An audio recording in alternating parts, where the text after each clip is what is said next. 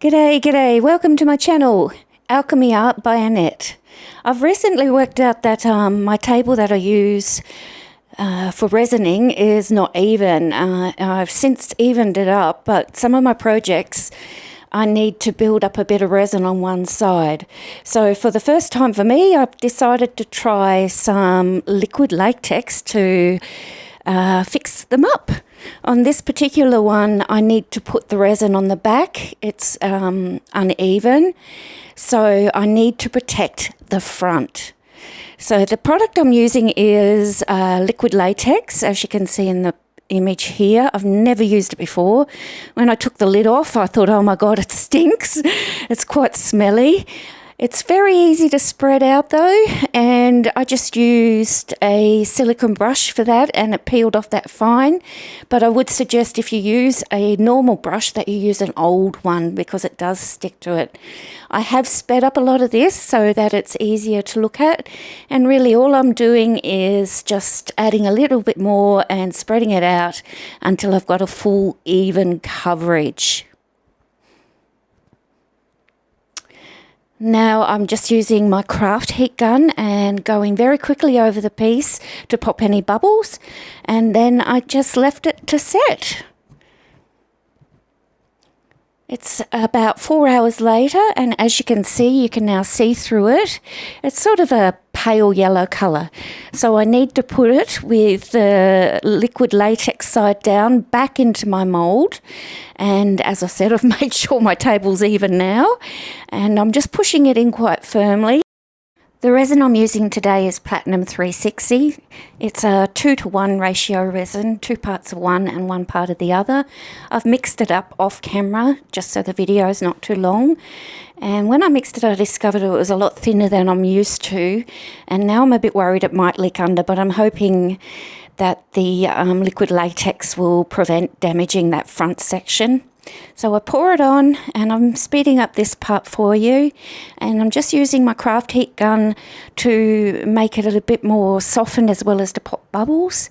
And then I'll use my little palette knife, and even though this is sped up, I did this quite slowly, just to get the resin right up to the edge and make sure there's an even coating all over the back, and hopefully I'll have a nice flat surface when I finish this time.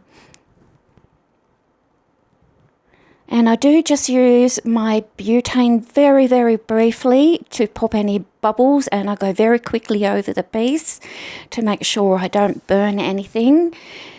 And then I use a little bit more resin to top up anywhere that I still think needs it.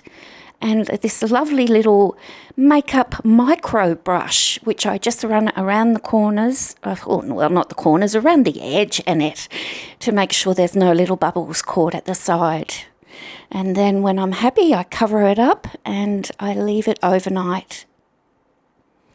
It's the next day now, and as you can see, I've got a lovely even finish. When I try to peel off my silica mould at the back, there was a bit of the resin that's gone over the edge, and it was a bit difficult.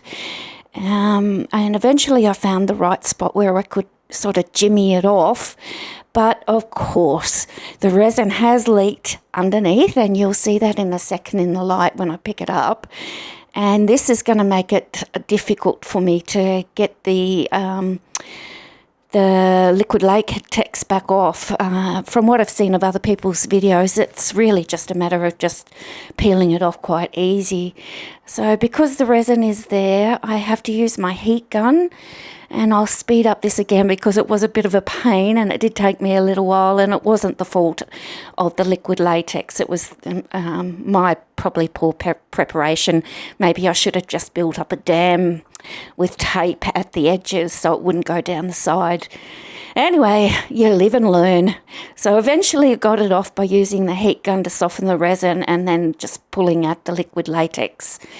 And it did come off quite well. And I was quite pleased that I didn't actually have any resin over the surface that I didn't want to get it on. And because that was a bit of a pain, I thought I'd just show you how easily it does come off. This is just a small one that I did at the same time, and it was quite even. I was just putting a top coat on, so I was protecting the back. And as you can see, I don't even need to use the heat gun. I'm just pulling up the liquid latex, and any of the drips from the resin just came straight off, and it was perfect. So, yep, a few lessons learned, but there you go. Hope this helps somebody, and thanks for watching. Bye.